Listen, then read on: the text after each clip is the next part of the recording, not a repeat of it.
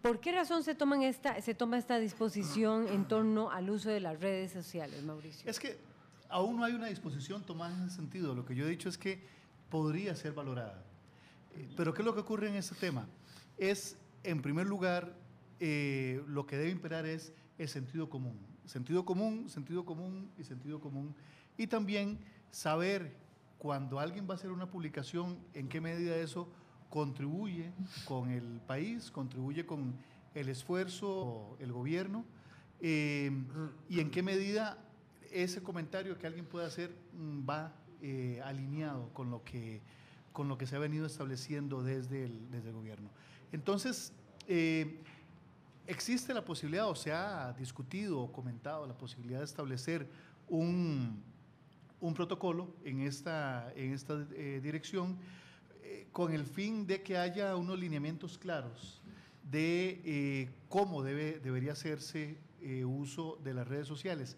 Sin embargo, es muy delicado porque al existir una norma escrita, una directriz en ese sentido, las excepciones en el día a día pueden ser múltiples, y luego también cuando haya alguna transgresión o supuesta transgresión a un protocolo de ese tipo, va a haber también pedidos de acción rotunda para que se imponga algún tipo de sanción. Entonces, cuidado si puede significar ponernos una trampa de la cual difícilmente se pueda salir después, o alguna norma que pueda parecer demasiado rígida. Y además también hay un tema de libertad de expresión en medio. La línea es muy, muy tenue, la franja entre dónde es... Muy delgada. Dónde es estrictamente necesario, claro, de dónde estamos regulando, dónde alguien puede considerar lo que es una censura, y nos puede generar también de parte de la sociedad un conjunto de críticas a menudo justificadas, porque puede ser interpretado como un intento de controlar de manera férrea lo que dicen los funcionarios. Luego también habría que decir, bueno, ¿en qué niveles de funcionarios? Si son todos los funcionarios públicos o si son solo de algunos rangos, ¿dónde se establece la línea? Es muy delicado. Digamos que estuviéramos hablando del Consejo de Gobierno, uno entiende que en órganos federados siempre se siente, no hay completa, se está de acuerdo siempre con todo, pero siempre de cara a cualquier cuerpo colegiado, de cara fuera de ese cuerpo, siempre hay una unidad en el criterio aunque uno no esté de acuerdo. Es falta de prudencia quizá de alguno de los miembros, por ejemplo con los comentarios que uno vio de la viceministra, por lo menos la de Vivienda, con el tema de que mano más dura la que lo juzgará. Está bien, había un dolor, como decía el presidente un día de estos, ante la partida de gente que ellos consideraban muy cercana, pero no se veía. ¿Será que hay gente que dentro del gobierno que no está comprendiendo el tema de prudencia en esto, al ser tan nuevos en esta función? ¿Qué puede ser, Mauricio? Es que esto yo creo que no está en relación con si alguien es nuevo o viejo en la función pública, o si tiene mucha experiencia o poca. Evidentemente en algunas ocasiones nos dejamos llevar por nuestras emociones.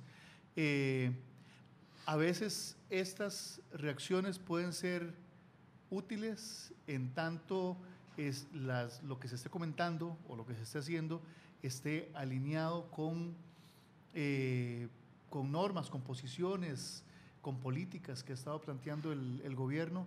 En otras puede ser que no, en otras el mensaje puede ser mal interpretado, como a mí me parece sinceramente en estos casos, en donde si uno tenía todo el mapa completo de lo que estaba pasando, uno puede entender claramente que algunas compañeras no se estaban necesariamente refiriendo al presidente o al gobierno, sino al contexto político que se estaba viviendo, donde se pudo haber, digamos, dañado, herido a compañeros sin que fuera absolutamente necesario desde su perspectiva. Entonces uno puede comprender quizás el sentido, no así el público que no ha estado de lleno dentro del tejimaneje de lo que venía ocurriendo. Pero sí se puede malinterpretar. Que es falta de prudencia, es claro, digamos, que sí hay un tema en todo esto donde la prudencia, pensar 2 veces o 3 veces el mensaje que se quiere emitir y en qué medida puede afectar o no una determinación del gobierno que ha sido tomada valorando múltiples criterios. Entonces, claro, la prudencia es una de las mayores virtudes que se pueden ejecutar y manifestar en la función pública, y también es muy fácil faltar a esa virtud.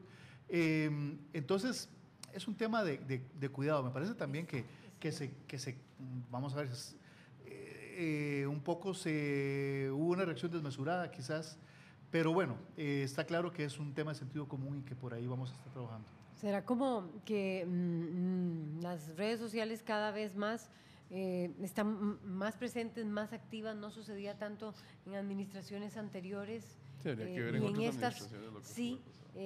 Y también pregunto, una segunda pregunta sería, ¿será, bueno, es un gobierno del PAC, es un gobierno que no había estado en el poder, a diferencia de Liberación y la Unidad, en Liberación donde las líneas son como más claras, en una administración, en una gestión más de partido, más de pensamiento de línea? Quizás, todas esas son posibilidades, pero yo lo resumo de nuevo en esos conceptos de sentido común y de prudencia a la hora de manifestarse. Ahora, yo soy de los que creo que todos tenemos el derecho y la necesidad de manifestarnos acerca de lo que ocurre en el país.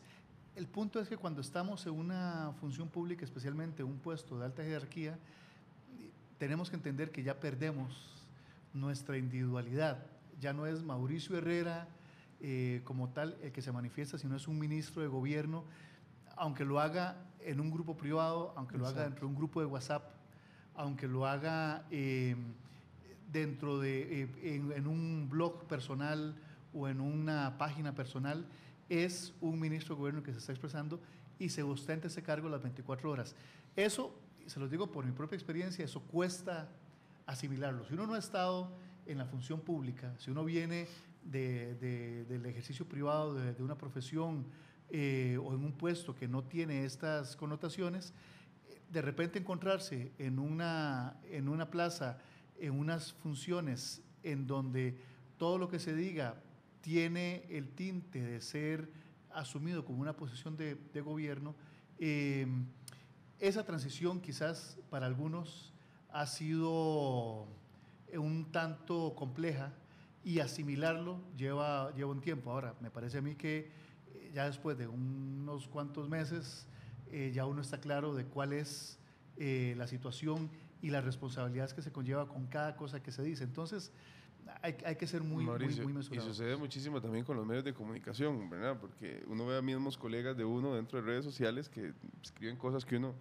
diría, ¿dónde queda la prudencia? ¿Dónde queda el sentido común? Los mismos medios de comunicación, por lo menos algunos de los más importantes del país o los que tienen más tiempo de estar, han generado este tipo de políticas de uso de redes sociales donde son muy puntuales con las cosas que se pueden y no se pueden hacer, y uno las firma o no las firma. En ese sentido, ¿van a migrar a eso ustedes también? A un sentido donde si haces esto vas a tener estos problemas dentro de los mismos medios de comunicación. Estas prácticas. Sí, eso es lo que yo le decía, que en algunos casos, y más aún en el sector privado, quizás pueden aplicar normas absolutamente estrictas y que se le diga al empleado, si usted quiere trabajar acá, las asume. Eso implica unas limitaciones importantes a su ejercicio de libertad de expresión personal, y si no quiere, pues no lo firme, no trabaja con nosotros. El punto es que también desde el sector público me parece que eso puede llegar a ser interpretado como una restricción ilegítima a la libertad de expresión de las personas. Entonces, yo desearía no tener que llegar a ese punto. Creo que las experiencias ya han sido suficientes y muy diversas. Porque este gobierno ha tenido varias. En esta administración, y me parece que ya todos tenemos que estar pues al tanto de eso. Pero si existiera una norma por escrito, yo les aseguro que muy pronto, en primer lugar, nos van a acusar de ser censores, cosa que a mí en lo personal y por mi trayectoria en tema de libertad de expresión me afecta muchísimo. Y en segundo, nos van a intentar encontrar constantemente faltas por algo que dice un funcionario, algo que dice otra persona, algo que diga el presidente. ¿Algo como qué? ¿Como un entendido? Entonces, lo que verbal. Porque algo de oral. hecho en las últimas semanas hemos estado hablando y armando una serie de lineamientos para las oficinas de comunicación del gobierno, que son lineamientos de carácter general, pero importantes, donde se enfatiza la transparencia, la rendición de cuentas, el deber de ser diligentes, oportunos en la atención de los medios de comunicación, pero sobre todo muy abiertos. Yo creo que dentro de esas normas lo que se va a recomendar allí es la prudencia, el sentido común y sobre todo el pensar antes de escribir nada a título personal, de pensar si eso ayuda a nuestra gestión o la compromete. Y en principio yo me inclino a mantenernos en esa instancia, es decir, una norma de carácter general, un llamado a atención a usar esas herramientas con mucha prudencia y a que sean utilizadas a favor de nuestros objetivos, que son los objetivos pues, de toda la sociedad, son objetivos de crecimiento económico, de prosperidad, de trabajo, de transparencia, de combate a la corrupción y demás. ¿Cómo analiza Mauricio Herrera las informaciones que ha dado a conocer Otto Guevara, el diputado, a propósito de este tema en torno a los salarios de funcionarios de las instituciones estatales? En primer lugar, él está pues en todo su derecho de solicitar información y divulgarla. Está haciendo uso de las garantías constitucionales en derecho de acceso a información y de libertad de expresión, cosa que me parece que es totalmente natural. Lo que sí me parece es que ha habido un especial énfasis en lo que yo llamo casos desviantes. Y los casos desviantes en cualquier tipo de investigación social, científica, los casos desviantes efectivamente son eso, son excepciones que no necesariamente reflejan lo que es la norma. Entonces, es el típico ejemplo de en un aula con personas muy pequeñitas, si tenés a alguien de 2,20 metros de altura, de repente todos se estiran en esos números. Y me parece que ha habido un especial énfasis en algunos casos que son muy particulares, que no son la norma. Y eso termina creando una imagen casi de los funcionarios públicos como que si fuésemos delincuentes, una mafia y demás, cuando en realidad se ha criticado muchísimo salarios que superan el 1.000.000 de colones, pero hay cantidad de profesionales con muchos años de experiencia, con su titulación, con su formación, que están ganando escasos 1.000.000 de colones, poquito para arriba, poquito para abajo, y que en realidad son profesionales que tienen salarios en el promedio o por debajo del promedio. Igual ha ocurrido con la Universidad de Costa Rica, donde ellos han explicado de su masa salarial cuántos son los que tienen salarios de verdad altos, son porcentajes pequeños. La gran mayoría se maneja incluso por debajo del 1.000.000 de colones, pero además aquellos que tienen salarios que pueden ser considerados altos, también hay que ver por qué. En el caso de las universidades hay catedráticos con doctorados, postdoctorados, cantidad de publicaciones, muchos años, muchas investigaciones, y que es personal muy valorado y es personal que las universidades se esfuerzan en mantenerlos para que sigan aportando al país. Entonces, lo que ocurre es que esto no es un tema de blancos y negros y lo han querido presentar de una manera muy maniquea. Y me parece que es ahí donde está el problema.